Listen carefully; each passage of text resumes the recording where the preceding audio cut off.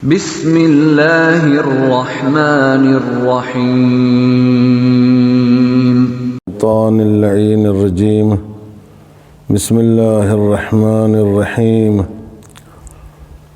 الحمد للہ رب العالمین والصلاة والسلام علی سید الانبیاء واشرف المرسلین وعلی اہل بیتہ الطیبین الطاہرین سیما بقیت اللہ فی الارضین وحجت اللہ علی العالمین الامام المنتظر عجل اللہ تعالی لہ الفرج وروحی وارواح العالمین لتراب مقدمہ الفداء ولعنۃ اللہ علی اعدائہم اجمعین من یومنا ھذا الی صباح یوم الدین اما بعد فقد قال اللہ الحکیم فی کتابہ الکریم وهو اصدق القائلین وقولہ الحق بسم اللہ الرحمن الرحیم سبح اسم ربک الاعلی الذی خلق فسوى والذی قدر فہدى والذی اخرج المرعى فجعله غثاء أحواه صدق اللہ العلی العظیم صلوات بر محمد و آل محمد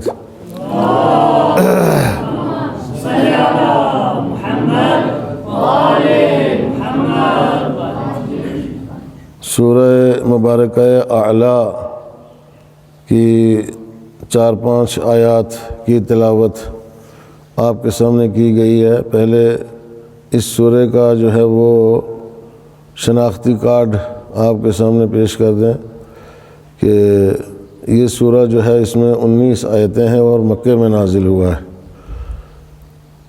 وہ سورہ کے جن میں پروردگار عالم تسبیح کا حکم دیتا ہے، شروع میں سبح یسبحو، آئے سمجھ میں سبح للہ وغیرہ وغیرہ، اللہ جن سوروں میں تسبیح کا حکم دیتا ہے کہ میری پاکی بیان کرو، تسبیح بیان کرو، ان سوروں کو مسبحات کہتے ہیں، آئے سمجھ میں۔ اور سورہ اعلیٰ جو ہے وہ مسبحات کا آخری سورہ ہے۔ اس سے پہلے بہت سارے سورے اس سلسلے میں نازل ہوئے ہیں جو تسبیح سے شروع ہوتے ہیں، سبح للہ، یسبح للہ، سبح وغیرہ، سمجھ میں، ان کو مسبحات کہتے ہیں۔ اس سورہ کا نام جو ہے وہ پہلی آیت سے لیا گیا ہے، سبح اسم ربک الاعلیٰ، اعلیٰ جو ہے وہ پروردگار کا نام ہے، اور اسی سے سورہ کا نام بھی ہے کہ خداوند را بوصف اعلیٰ توصیف میں کنت، جس میں خداوند عالم کی وصف اعلیٰ سے توصیف کی گئی ہے۔ سورہ میں 2 قسم کے مطالب ہیں۔ پہلے مطالب جو ہے وہ پیغمبر اکرم صلی اللہ علیہ وآلہ وسلم سے خطاب ہے، اور دوسرے حصے میں جو ہے مومنوں کا، کافروں کا ذکر ہے، اور عوامل سعادت اور شقاوت جو ان 2 گروہ کو، یعنی مومنوں کی سعادت کے عوامل بیان ہوئے ہیں اور کافروں کی شقاوت کے عوامل اور اسباب جو ہیں وہ ان کو بیان کیا گیا ہے۔ روایات میں سفارش کی گئی ہے کہ نماز عید فطر اور قربان میں پہلی رکعت میں سورہ اعلیٰ کو پڑھا جائے۔ چنانچہ نماز عید فطر اور عید قربان میں پہلی رکعت میں ہمیشہ اسی سورہ کی تلاوت کی جاتی ہے۔ صلوات پڑھیں محمد و آل محمد۔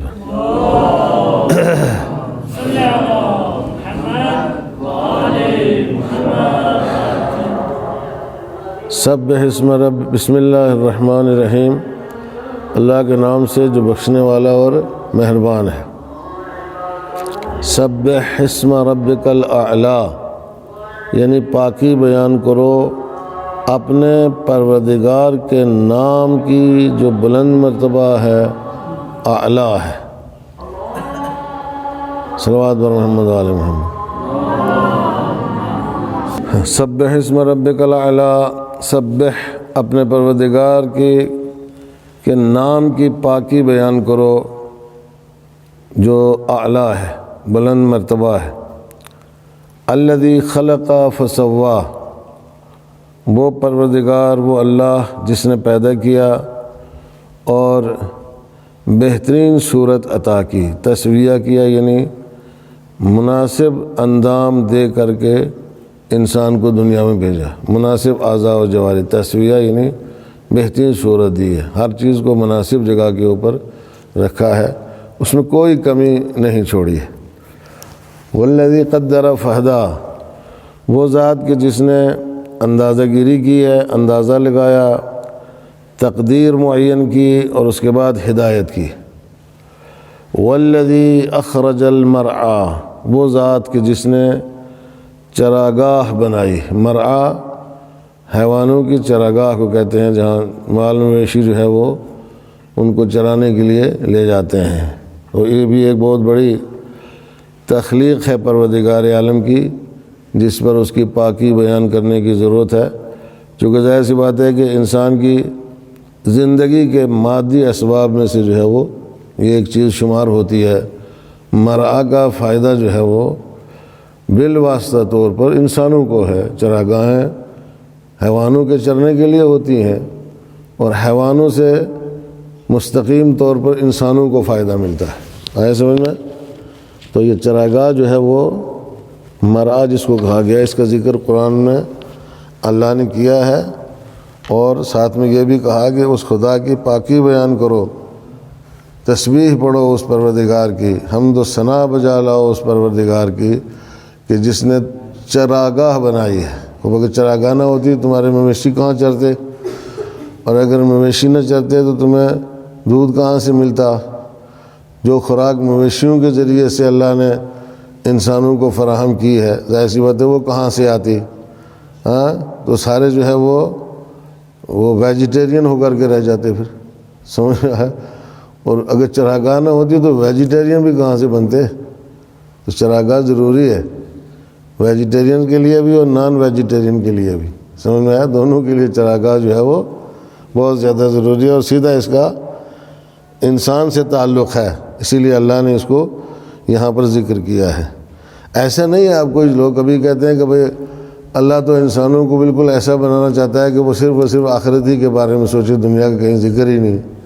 خب اس سے زیادہ ذکر اور کیا ہوگا دنیا کا؟ پروردگار عالم یہ کہتا ہے تم اس خدا کی تسبیح پڑھو جس نے تمہارے لیے چراگاہ پیدا کی ہے، یعنی اس کا فائدہ تمہیں ہے۔ تم مادیات کا ذکر کیا ہے پروردگار عالم نے، اور مادی چیزوں کو انسان کے لیے ضروری قرار دیا ہے خداوند متعال نے، آئے سمجھ میں؟ اور ظاہر سی بات ہے کہ اس نے جو ہے وہ دونوں پہلوؤں کا ذکر کیا ہے، اور انسانوں کو دونوں طریقے سے فائدہ پہنچانے کی پروردگار عالم نے کوشش کی ہے۔ تو اس نے چراگاہ بنائی ہے، لہٰذا تم اس کی پاکی بیان کرو۔ فجعلہ غثاء احوا، اور اس کے بعد اس کو خشک کر دیا، سکھا دیا، ختم کر دیا۔ ایسا بھی ہوتا ہے، ایک عرصے تک چراگاہ جو ہے وہ ہری بھری رہتی ہے اور کچھ عرصے کے بعد خشک ہو جاتی ہے، سوکھ جاتی ہے۔ اب آپ دیکھیں اب ہری بھری ہونا شروع ہو گئی ہے، ہریالی اس میں آنا شروع ہو گئی جتنی چراگاہیں ہیں، تو جیسے ہی پھر سردیاں شروع ہو گئی تو سوکھ جائے گی، ختم ہو جائے گی، ایسے میں۔ اور یہ سب قدرت کا کام ہے، اللہ کا کام ہے، وہی اس میں ہریالی پیدا کرتا ہے اور وہی کچھ عرصے کے لیے اس کو خشک کر دیتا ہے، سکھا دیتا ہے، تاکہ دوبارہ اس میں نئی زندگی جو ہے وہ وجود میں آئے، نئی زندگی کی طرف وہ چراگاہ جو ہے وہ قدم بڑھائے۔ توجہ کی آپ نے؟ صلوات پڑھیں محمد و آل محمد پر۔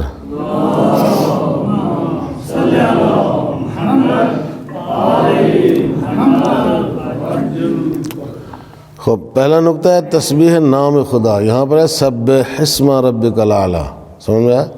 یہ نہیں کہا کہ اپنے پروردگار کی تسبیح بیان کرو، پاکی بیان کرو، بلکہ یہ کہا کہ سبح اسم، اللہ کے نام کی پاکی بیان کرو۔ آیا سمجھ میں؟ اس کا مطلب کیا ہے؟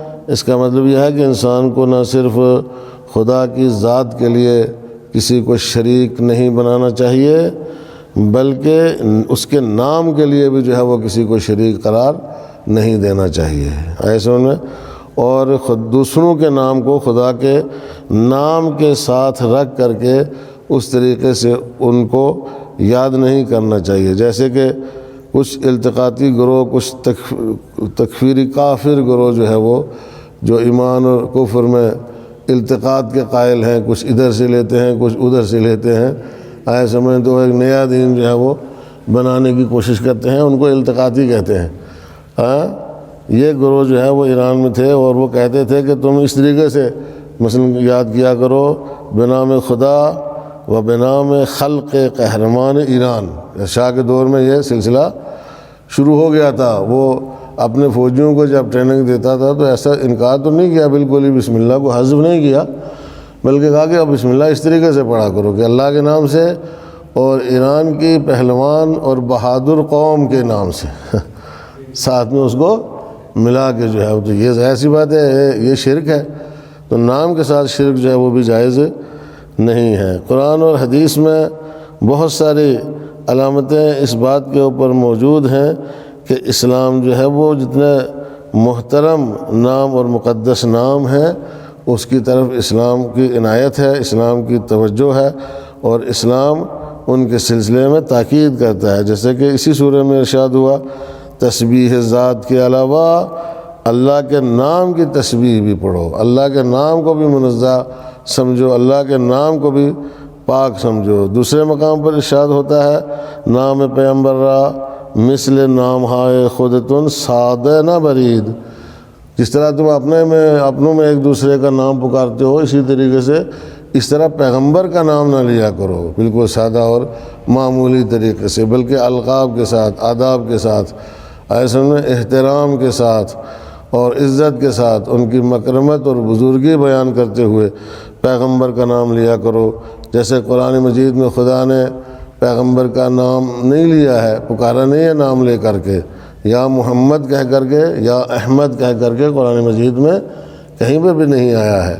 یا ایھا الرسول، یا ایھا النبی، ایسے میں طٰہٰ، یاسین، مزمل، مدثر، سمجھ میں اس طرح کے نام و القاب اور آداب خداوند متعال نے پیغمبر کے قرآن مجید میں بیان کیے ہیں، اور اسی لیے فرمایا بھی اللہ تجعلوا دعاء الرسول کا دعاء بعضکم بعضا، تم رسول کو اس طریقے سے نہ پکارو جس طریقے سے آپس میں ایک دوسرے کو پکارتے ہو، آیا سمجھ میں، بلکہ احترام کے ساتھ رسول کو یاد کرو۔ تو ظاہر سی بات ہے کہ رسول کے احترام کا حکم خود پروردگار عالم دیتا ہے، جو اس کے نام کو بھی گوارا نہیں کرتا ہے کہ بے احترامی کے ساتھ یاد کیا جائے، تو وہ رسول کی بے احترامی کیسے گوارا کرے گا، یا رسول کی طرف عدم توجہ جو ہے اس کو پروردگار عالم کیسے گوارا کرے گا؟ اور یہ کیسے ممکن ہے کہ جو یہ کہتا ہے کہ رسول کا نام بھی تمہارے ناموں جیسا نہیں ہے، تو خود رسول تمہارے جیسے کیسے ہو جائیں گے؟ سمجھ میں آ رہا نہیں؟ جب رسول کا نام جو ہے وہ افضل ہے ہمارے ناموں سے، اور اس نام کو جو ہے وہ اسی شان کے ساتھ یاد کرنا چاہیے اور پکارنا چاہیے، تو پھر رسول تو ہے وہ سب سے افضل ہے نا، رسول ہم جیسے نہیں ہو سکتے ہیں۔ ایک اور مقام پر ارشاد ہوتا ہے کہ تم فرشتوں کو عورتوں کے نام سے کیوں پکارتے ہو؟ بعض کفار و مشرکین جو ہے وہ فرشتوں کو عورتوں کے نام سے جو ہے وہ پکارا کرتے تھے۔ لَيَسَمُّونَ الْمَلَائِكَةَ تَسْمِيَةَ الْأُنثىٰ، فرشتوں پر عورتوں کے نام جو ہے وہ رکھتے تھے فرشتوں پر، اور پیغمبر اسلام جو ہے وہ پیغمبر اسلام نام ہائے نا مناسب یاران را تغیر میں دادا۔ کبھی کبھی پیغمبر کے پاس نئے مسلمان آتے تھے، ان کے اصحاب پیغمبر کے یا مسلمان جو آتے تھے پیغمبر کی خدمت میں، پیغمبر ان کے نام پوچھتے تھے، بھائی نام کیا ہے تمہارا؟ تو اگر نام مناسب نہیں ہوتا تھا تو پیغمبر بدل دیتے تھے کہ اس سے پہلے تمہارا نام یہ تھا، آج کے بعد یہ ہے، تمہارا نام یہ ہوگا، مناسب نام ہونا چاہیے۔ چنانچہ ماں باپ کے اوپر اولاد کا ایک حق یہ ہے کہ ان کو اچھا نام دیں، سمجھ میں؟ سب سے پہلا حق کیا ہے کہ اچھا نام ان کو دیں تاکہ آگے چل کے وہ یادگار رہے اور پتہ چلے۔ اور اگلا نقطہ ہے مسئلہ آفرینش و ہدایت در آیہ 50 سورہ طٰہٰ نیز آمده است۔ یہ آفرینش کا اور ہدایت کا مسئلہ، پیدا کرنے کا مسئلہ اور راستہ دکھانے کا مسئلہ اور ہدایت کا مسئلہ جو ہے، اس کو سورہ طٰہٰ کی آیت نمبر 50 میں بیان کیا ہے، جہاں پر فرعون حضرت موسیٰ علیہ السلام سے پوچھتا ہے پروردگار شما کیست؟ تمہارا پروردگار کون ہے؟ فرعون پوچھتا ہے، گفت ربنا الذی اعطی کل شیء خلقہ ثم ہدی۔ تو جناب موسیٰ نے جواب دیا میرا پروردگار وہ ہے جس نے ہر چیز کو خلقت عطا کی ہے اور اس کے بعد اس کی ہدایت کی ہے. خالی خلقت نہیں عطا کی ہے، خلقت عطا کرنے کے بعد اس کی ہدایت بھی کی ہے. یعنی پیدا کر کے یوں ہی نہیں چھوڑ دیا ہے بلکہ پیدا کیا ہے تو پھر اس کی ہدایت کا بھی انتظام کیا ہے.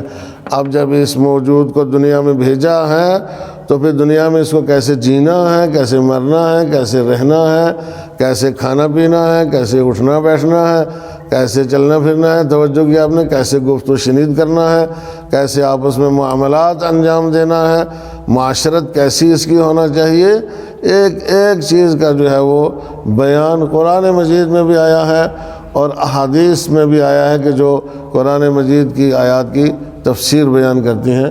اور پروردگار عالم نے صرف پیدا کر کے یوں ہی نہیں چھوڑا ہے، ہدایت کے مسئلے کو اور خلقت کے مسئلے کو، دونوں مسئلوں کو وہاں پر بیان کیا ہے. تو یہ یعنی مراد از ان ہدایت تکوینی است. البتہ اس ہدایت سے بعض جگہوں پر مراد جو ہے وہ ہدایت تکوینی ہے، ہدایت تشریعی نہیں ہے.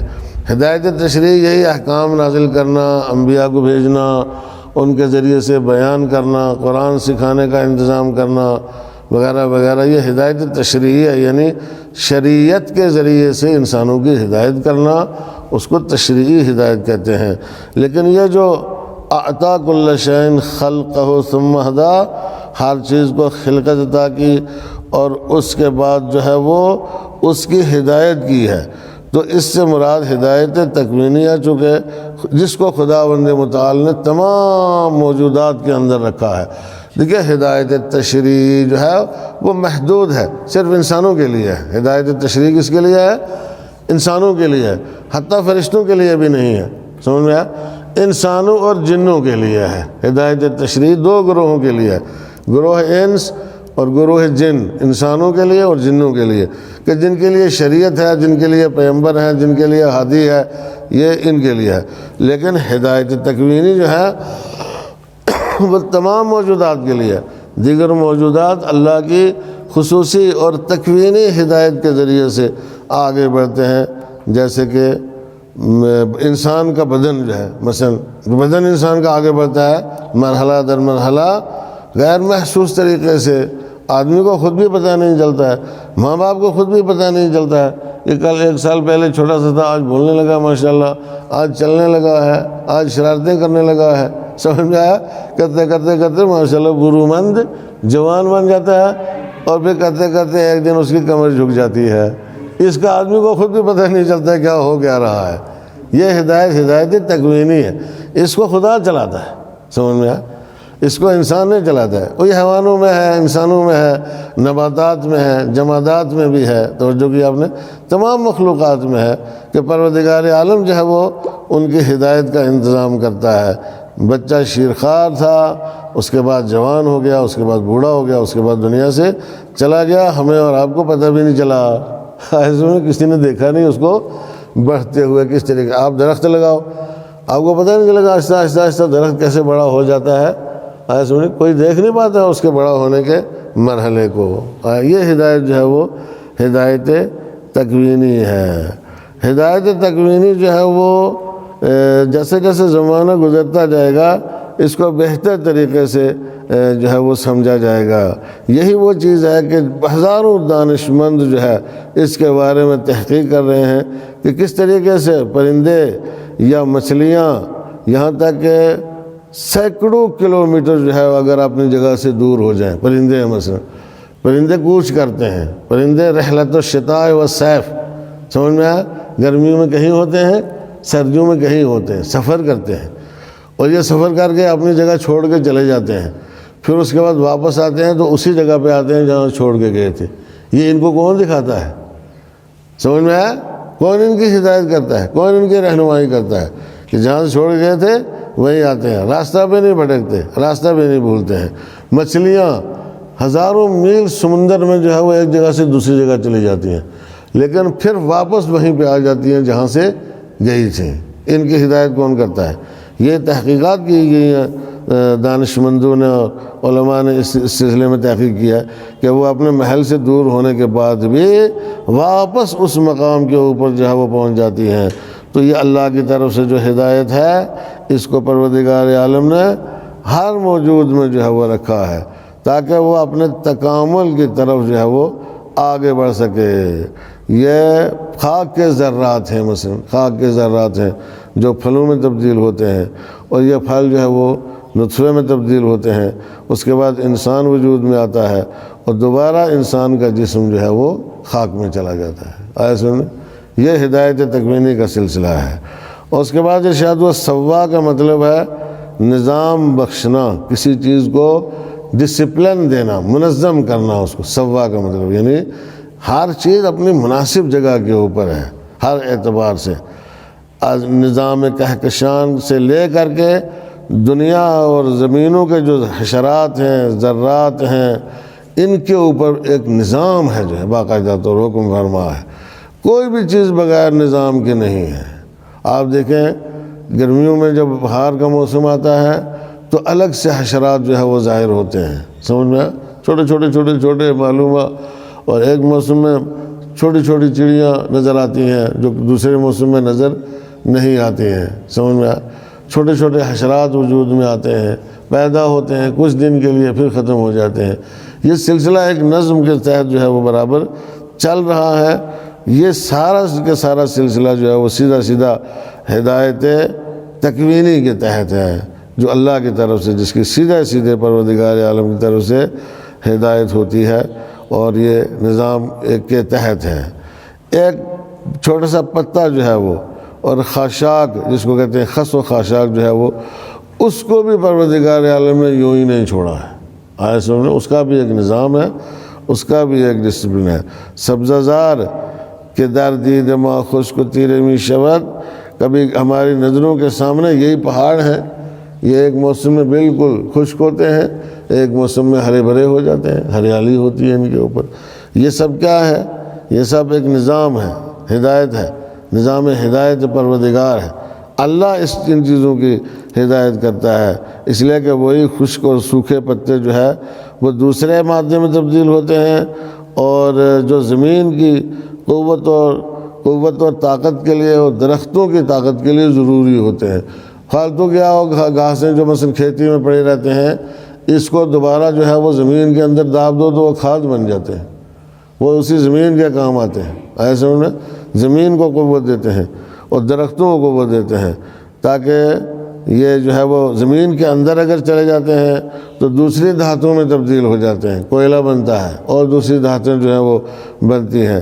زمین کے اوپر اگر ہوتے ہیں، کم مقدار میں ہوتے ہیں، تو اس سے زمین میں کھاد بنتی ہے جو زمین میں زراعت جو ہے اس کو بڑھانے کے لیے کام آتی ہے۔ تو یہ خود پروردگار عالم کا ایک نظام ہے، جس کے لیے اس نے فرمایا الذی خلق فسوا، وہ ذات وہ ہے جس نے پیدا کیا ہے اور ایک نظام اس کے لیے بنایا ہے انسانوں کے لیے۔ پیغامات میں ہے خداوند عالم کا نام مقدس ہے، اور کسی بھی طرح کی بے احترامی جو ہے وہ اللہ کے نام کی حرام ہے، اور اس سے انسان کو پرہیز کرنا چاہیے۔ سبح اسم ربک، اپنے پروردگار کے نام کی تسبیح اور پاکی بیان کرو۔ اوصاف ناشائستہ کو خدا کے نام کے ساتھ مت رکھو، یعنی کوئی غلط بات، ناشائستہ وصف، ناشائستہ صفت، نامناسب صفت جو ہے اس کو معاذ اللہ خدا کے نام کے ساتھ قرار نہیں دینا چاہیے۔ اور خداوند عالم کے جو ہے وہ جو اختصاصی نام ہیں، اللہ کے جو اختصاصی نام ہیں، جیسے اللہ ہے، اس طریقے سے اس نام کو دوسرے کے لیے جو ہے وہ نہیں رکھنا چاہیے، کسی اور کے لیے، چونکہ وہ پھر ایک طرح کا شرک ہو جائے گا۔ جو اختصاصی نام اللہ کا ہے وہ اسی کا رہے گا، وہ نام کسی دوسرے کو نہیں دیا جا سکتا ہے۔ اور اگر انسان اللہ کی تسبیح بیان کرتا ہے، اللہ کی پاکی بیان کرتا ہے، تو اس سے خود انسان ہدایت پاتا ہے۔ یہ انسان کی رشد کا ذریعہ ہے، یہ انسان کے ایمان کی تقویت کا ذریعہ ہے، ایسا سمجھے۔ اور خدا کی پاکی بیان کرنے والا خود جو ہے وہ پاک ہو جاتا ہے، دھیرے دھیرے جب وہ اللہ کی پاکی بیان کرتا ہے تو اللہ اس کو بھی پاک کرتا ہے۔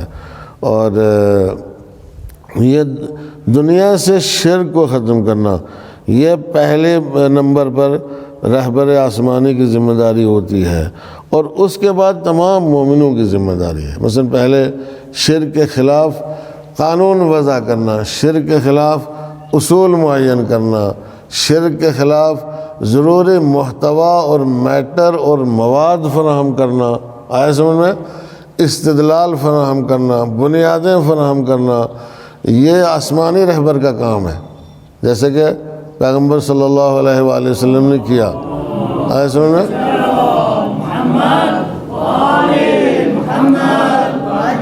قوی ترین استدلال قرآن مجید میں شرک کے خلاف سرکار دو عالم نے پیش کیے ہیں، آیات کی شکل میں، سوروں کی شکل میں، اور شرک کے خلاف جو ہے بہت کچھ قرآن مجید میں بیان ہوا ہے۔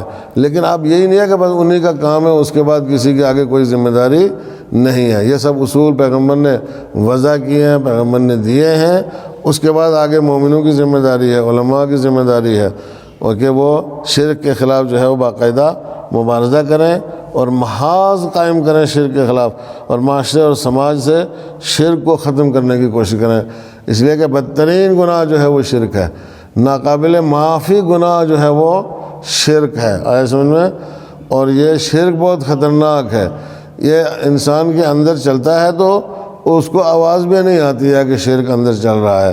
جیسے آدمی روایت میں ہے کہ چونٹی کا چلنے کی کسی کو آواز آتی ہے، چونٹی کے چلنے کی آواز نہیں آتی ہے، ایسے انسان کے اندر شرک چلتا رہتا ہے اور اس کو پتہ بھی نہیں چلتا کہ شرک اس کے اندر چل رہا ہے، آئے سمجھ میں۔ تو اس سے جو ہے وہ انسان کو پرہیز کرنا چاہیے، البتہ افراط و تفرید نہیں ہونا چاہیے، سمجھ میں آیا۔ دیکھیے قطعاً جو ہے وہ توسل ائمہ معصومین علیہم الصلاۃ والسلام سے، ان کو وسیلہ بنانا، اللہ کے بزرگ بندوں کو وسیلہ بنانا، اور جن چیزوں کو اللہ نے وسیلہ بنانے کے لیے کہا ہے ان کو وسیلہ بنانا عین توحید ہے، اور یہ تکمیل توحید ہے، اور اس کے بغیر توحید ناقص ہے۔ یعنی اگر کوئی وسیلہ نہیں بناتا ہے اپنے آپ کو اللہ تک پہنچانے کے لیے تو وہ اللہ تک نہیں پہنچ پاتا ہے، اللہ تک نہیں پہنچ پاتا ہے، یعنی توحید تک نہیں پہنچ پاتا ہے، توحید ناقص ہے اس کی۔ قرآن مجید میں اللہ نے فرمایا وَابْتَغُوا إِلَيْهِ الْوَسِيلَةَ وَابْتَغُوا إِلَيْهِ، یہ جملہ ایک کافی ہے استدلال کے لیے کہ آپ اللہ تک پہنچنے کے لیے وسیلہ تلاش کرو۔ اب تم کون سا وسیلہ ڈھونڈو گے بھائی؟ کہا تو ہے وسیلہ ڈھونڈو، وسیلہ تلاش کرو، تو کون سا وسیلہ تلاش کرو گے؟ کہا جی ہم نماز کو وسیلہ بناتے ہیں، کہا جی ہم دعا کو وسیلہ بناتے ہیں، کہا جی ہم قرآن آیات کو وسیلہ بناتے ہیں۔ بابا نماز کیا بیچتی ہے؟ دعا کو وسیلہ، دعا کیا ہے تمہاری؟ دعا کہاں سے آئی ہے؟ نماز کہاں سے آئی ہے؟ نماز کہاں سے آئی ہے؟ دعا کہاں سے آئی ہے؟ قرآن آیات کہاں سے آئی ہے؟ نماز کو خلق کس نے کیا ہے؟ نماز، یہ نماز جو ہے اس کو تصنیف کس نے کیا ہے؟ اصل نماز کو بنایا کس نے ہے؟ پہلے یہ بتاؤ۔ دعا کو کس نے بنایا ہے؟ دعا کو کس نے خلق کیا ہے؟ قرآنی آیات کو یہ وجود کس نے دیا ہے؟ جبریل نے تو نہیں پڑھ کے سنایا ہمیں، نہ جبریل کے زبان سے ہم نے سنا ہے، ہمیں تو سرکار دو عالم نے پڑھ کے سنایا ہے۔ تو جب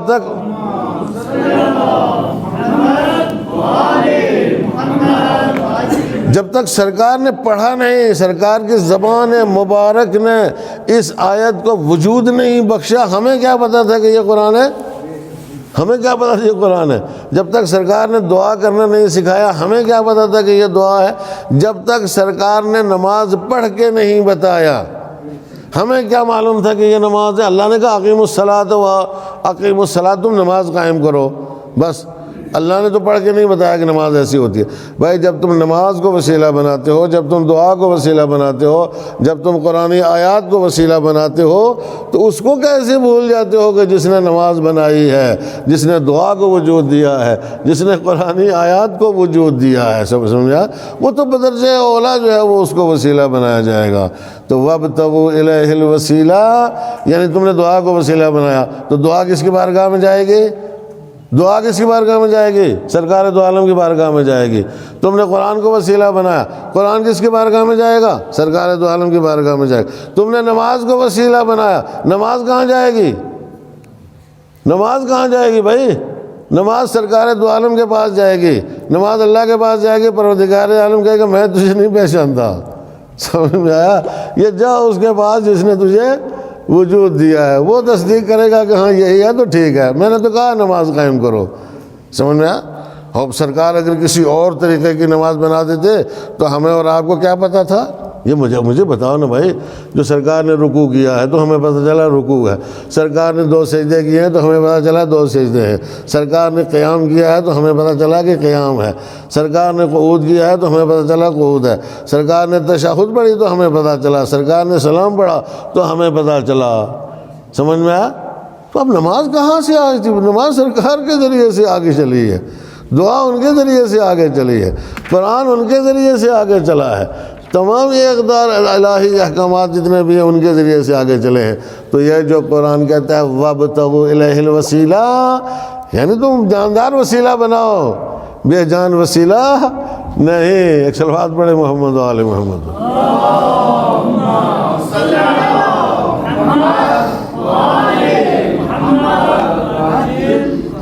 جاندار وسیلہ بناؤ، بے جان وسیلہ کام آنے والا نہیں ہے۔ یہ بے جان وسائل ہیں جو تم کہتے ہو، قرآن بے جان وسیلہ ہے، دعا بے جان وسیلہ ہے، نماز بے جان وسیلہ ہے۔ اصل ان کی روح جو ہے وہ سرکار دو عالم ہے، ان میں ہر چیز کی روح سرکار دو عالم اور ائمہ اہل بیت علیہم الصلوۃ والسلام، اور وہ معصوم ذوات مقدسہ ہیں کہ جن کو پروردگار عالم جو ہے وہ وسیلہ بناتا ہے، خود اپنا وسیلہ انسانوں تک اپنے پیغامات کو پہنچانے کے لیے۔ اگر یہ نہ ہوتے درمیان میں تو ہمیں کچھ بھی پتہ نہیں چلتا کہ خدا بھی ہے، اور اس طرح کی چیزوں کا ہمیں توحید کا بھی کوئی پتہ نہ ہوتا۔ سمجھ میں آیا؟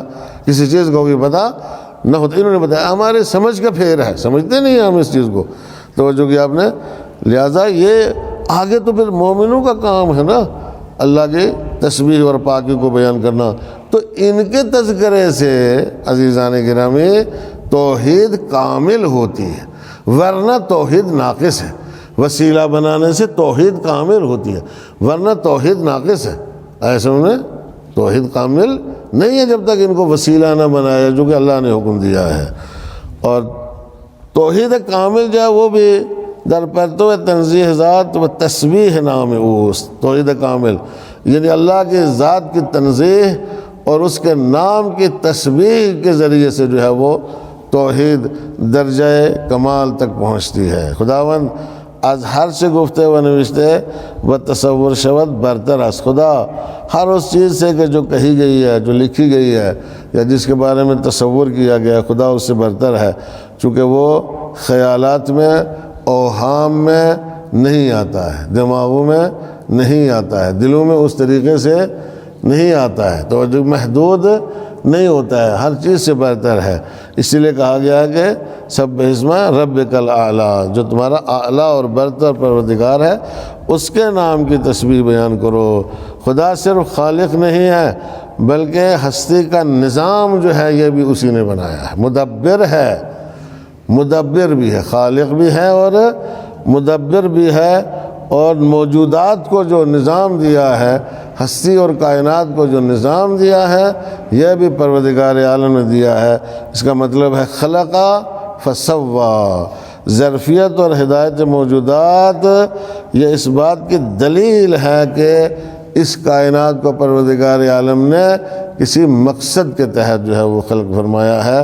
اور عزیزان گرامی مختصر جو تشریح مقصد کی یہ ہے کہ دنیا میں ہر چیز اللہ نے انسان کے لیے بنائی ہے۔ مختصر تشریح، مختصر تفسیر جو ہے، ہدف کیا ہے؟ ہر چیز انسان کے لیے بنی ہے اور انسان کو خدا نے اپنے لیے پیدا کیا ہے۔ سمجھ میں آیا؟ بس یہ مختصر ہے، اور یہی حقیقت ہے، یہی سچائی ہے، اس میں کوئی دو رائے نہیں ہے کہ ہر چیز انسان کے لیے۔ وَلَكُمْ مَا فِي الْأَرْضِ جَمِيعًا، جو کچھ زمینوں میں ہے وہ تمہارے لیے ہے، آسمانوں میں ہے وہ تمہارے لیے ہے، اس ساری کائنات میں جو کچھ ہے وہ تمہارے لیے ہے۔ ابر و باد و مہ و خورشید ہمیں درکارند، تا تو نانی بے کفاری و بے راحت بخوری، یہ سورج، چاند، ہوا، بادل، ہر چیز جو ہے وہ محنت کرتی ہے تاکہ انسان ایک روٹی کما کے آرام سے بیٹھ کر کے اس کو کھائے اور پروردگار عالم کی تسبیح بیان کرے۔ بس یہ مقصد ہے کائنات کی خلقت کا، یعنی ہدف انسان ہے۔ ہدف کیا ہے؟ انسان. اور انسان اگر چونکہ اللہ کی عبادت کرتا ہے تو ظاہر سی بات ہے اللہ نے اس کو خلقت کا ہدف قرار دیا ہے. موضوع انسان ہے, موضوع سب کچھ انسان کے گرد گھومتی ہے, ہر چیز کائنات کی انسان کے گرد گھومتی ہے, انسان پر فدا ہے. سمجھ میں انسان کو ان میں سے کسی چیز کے پیچھے نہیں گھومنا چاہیے, کسی چیز کا فریفتہ نہیں ہونا چاہیے, کسی چیز کا عاشق نہیں ہونا چاہیے, کسی چیز پر فدا نہیں ہونا چاہیے, کسی چیز کے لیے اپنی جان کی بازی نہیں لگانا چاہیے. یہ ساری چیزیں انسان کے لیے ہیں, یہ دنیا یہ کائنات انسان کے لیے ہے, اور انسان کو اللہ نے اپنے لیے بنایا ہے. اور احادیث قدسیہ میں اس کو بیان بھی کیا گیا ہے. ایک صلوات پڑھیں محمد و آل محمد پر.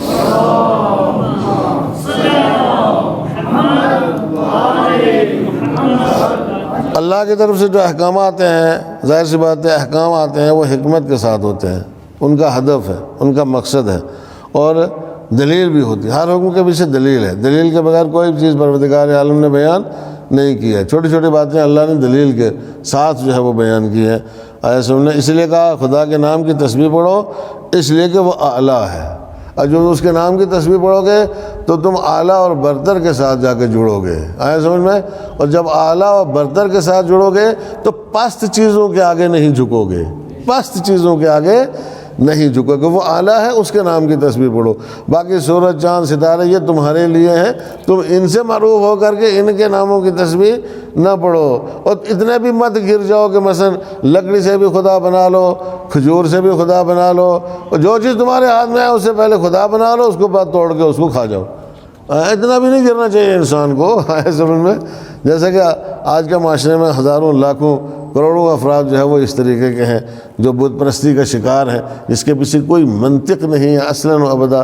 یہ صرف انسانوں کی پستی ہے, اور اس پستی میں شیطان نے ان کو جو ہے وہ مبتلا کیا ہے. آئے سمجھ میں؟ باقی اس کا کوئی مقصد نہیں ہے, کوئی اس کا کوئی ہدف نہیں ہے. انسان کو اللہ کے نام کی پاکی بیان کرنا چاہیے, اس لیے کہ وہ اعلیٰ ہے, اس نے پیدا کیا ہے اور اس نے نظام دیا ہے اور اس نے ہدایت کی ہے. ہدایت تکوینی آفریدہ در چہرائے مختلفی است. یہ جو کائنات میں پیدا کی ہوئی چیزیں ہیں, جو موجودات ہیں اس دنیا میں, ان کی تکوینی ہدایت جو ہے وہ مختلف شکلوں میں سامنے آتی ہے. تکوینی ہدایت مختلف شکلوں میں سامنے آتی ہے. کبھی وہ چیز سرسبز ہوتی ہے, کبھی خشک ہو جاتی ہے, اور کبھی دونوں مدار ہدایت بن جاتے ہیں. اخرج المرعى فجعلہ غثاء احوا. آپ کے لیے چراگاہ بنائی ہے اس نے, یہ کچھ عرصے رہتی ہے چراگاہ. اب یہ گرمیوں کا زمانہ ہے, اب ڈھوکوں کی طرف لوگ جانا شروع ہو گئے. مرعا اسی کو کہتے ہیں چراگاہ کو. آیا سمجھ میں؟ اور یہ 2-3 مہینے وہاں پہ عیش کریں گے, آرام کریں گے, پھر اس کے بعد خشک ہونا شروع ہو جائے گی, واپس آ جائیں گے. فجعلہ غثاء احوا. پھر اس کو خداوند عالم خشک کر دیتا ہے اور بالکل تاریک بنا دیتا ہے, سیاہ ہو جاتی ہیں گل سڑ کر کے چراگاہیں. لیکن اس کے بعد دوبارہ ان کو پروردگار عالم زندہ کرتا ہے. یہ نشانیاں ہیں پروردگار عالم کی انسانوں کے لیے کہ انسان اتنے سارے انتظامات اللہ نے تیرے لیے کیے ہیں, اور تجھ سے صرف یہ مانگا ہے کہ تو بت پرستی نہ کرے, تو شرک اختیار نہ کرے. آئے سمجھ میں؟ اور اس کی عبادت کرے, اسی کا سجدہ کرے, اسی کی پاکی بیان کرے. اس میں بھی تیری بھلائی ہے اور اس میں بھی تیرا فائدہ ہے, اس میں بھی تیری معراج ہے اور اس میں بھی تیری سربلندی ہے. وآخر دعوانا ان الحمد للہ رب العالمین. ربنا آتنا فی الدنیا حسنۃ وفی الآخرۃ حسنۃ وقنا عذاب النار. اللہم انا نرغب الیک فی دولۃ کریمہ تعز بها الاسلام واہلہ وتذل بها النفاق واہلہ وتجعلنا فیہا من الدعاة الى طاعتک والقادة إلى سبيلك وترزقنا بها كرامة الدنيا والآخرة. اللهم ما عرفتنا من الحق فحملناه وما قصرنا عنه فبلغناه برحمتك يا أرحم الراحمين. پروردگارا محمد و آل محمد کا واسطہ ہماری اس سعی کو قبول فرما اپنی بارگاہ میں. یہ جو ہم بیٹھے ہیں تیری بارگاہ میں اور تیرا ذکر کیا ہے, اسے قبول فرما اور ہماری توفیقات میں ساتھ ساتھ میں اضافہ فرما. معبود کریم, ہماری ان مسائی کے صدقے میں اور ہماری دعاؤں کے صدقے میں, اپنے اولیاء کے صدقے میں, اوصیاء کی دعاؤں کے صدقے میں, اور یہ احتمالاً شب قدر جو گزری ہے، یہ 27ویں کی رات جو ہے، یہ بھی شب قدر میں سے ایک رات ہے۔ 5 راتوں میں شب قدر جو ہے وہ گویا 5 راتوں میں سے ایک رات شب قدر ہے۔ ایک تو وہی جو شب برات ہوتی ہے 15 شعبان کی، اور 3 وہ راتیں جو 19، 21، 23 ہم مناتے ہیں باقاعدہ، اس سال نہیں اتنے اس سے منائی گئی، اور ایک یہی 27ویں کی شب جو ہے محتمل ہے۔ ان 5 راتوں میں ایک رات جو ہے وہ شب قدر ہے، یہ شب قدر گزری ہے ایک طریقے سے۔ تو پروردگارہ اس کی قدر کے واسطے سے تو ہماری بھی قدر فرما اور ہماری توفیقات میں اضافہ فرما۔ دنیا میں جو وبا پھیلی ہوئی ہے میرے معبود، تو اپنے ان بندوں پر رحم فرما۔ اب یہ شیطانی سازش ہے، انسانی سازش ہے، تیری طرف سے امتحان ہے، تیری طرف سے کوئی ابتلا ہے میرے معبود، ہمیں کچھ پتہ نہیں ہے، لیکن تیرے بہرحال ایسے بندے جو ہے وہ شکار ہو رہے ہیں اس کا کہ بظاہر ایسا ہی لگتا ہے کہ وہ یہ کرونا جو ہے ان کا تو کچھ نہیں بگاڑا تیرے ان بندوں نے میرے معبود۔ تو جب تو اپنے کسی مجرم کو سزا نہیں دیتا ہے تو یہ کرونا کے ذریعے سے اپنے ان بندوں کو سزا نہ دے، اور دنیا سے اور اس کائنات سے اس مصیبت کا خاتمہ کر دے۔ امام زمانہ عجل اللہ تعالی فرجہ الشریف کے صدقے میں میرے معبود تو اس وبا کو دنیا سے ختم کر، تاکہ لوگ جو یہ خوف کا شکار ہیں یہ تجھ سے ڈریں، کرونا سے نہ ڈریں میرے معبود۔ ان کے اندر اپنا خوف پیدا کر اور اپنی عظمت کا احساس پیدا کر ان کے اندر، اور ان کو اس طریقے سے یہ کرونا کی وبا سے جو ہے وہ تمام بچوں کو، مومنین مومنات کو، عورتوں کو، مردوں کو، بوڑھوں کو، جوانوں کو معبود کریم محفوظ رکھ اور دنیا سے اس کا خاتمہ فرما۔ اور خاص طور سے ہندوستان میں جو لوگ عصمہ پرسی کی حالت میں اس کرونا کا شکار ہو رہے ہیں، جو بیمار ہیں، ان کو شفا عطا فرما میرے معبود، اور ان کو اس بیماری سے محفوظ رکھ۔ جو بیمار نہیں ہوئے ہیں انہیں اس بیماری سے محفوظ رکھ۔ ائمہ معصومین علیہ الصلوۃ والسلام کے صدقے میں، اور خاص کر امام زمانہ عجل اللہ تعالی فرجہ الشریف کے صدقے میں میرے معبود تو ہماری دعا کو قبول فرما۔ وتقبل منا انک انت السمیع العلیم وتب علینا انک انت التواب الرحیم۔